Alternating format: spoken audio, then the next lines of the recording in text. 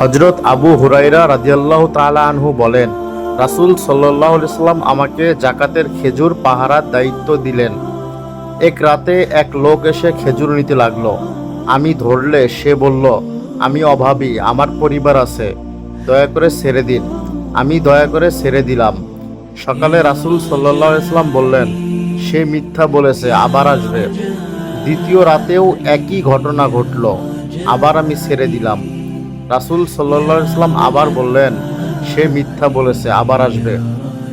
তৃতীয় রাতে আমি তাকে ধরলাম এবং বললাম, আমি তোমাকে রাসূল সাল্লাল্লাহু আলাইহি সাল্লামের দরবারে পেশ করব। সে বলল, আমি তোমাকে একটি উপকারী কথা বলি, শোবার সময় আয়াতুল কুরসি পড়লে আল্লাহ তোমাকে রক্ষা করবেন, সকাল পর্যন্ত শয়তান আসতে পারবে না।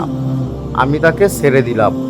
সকালে রাসূল সাল্লাল্লাহু আলাইহি সাল্লাম বললেন, সে তো মিথ্যাবাদী, তবে এবার সত্য বলেছে। হে আবু হুরায়রা, তুমি কি জানো সে কে? আমি বললাম, না। রাসূল সাল্লাল্লাহু আলাইহি সাল্লাম বললেন, সে ছিল শয়তান।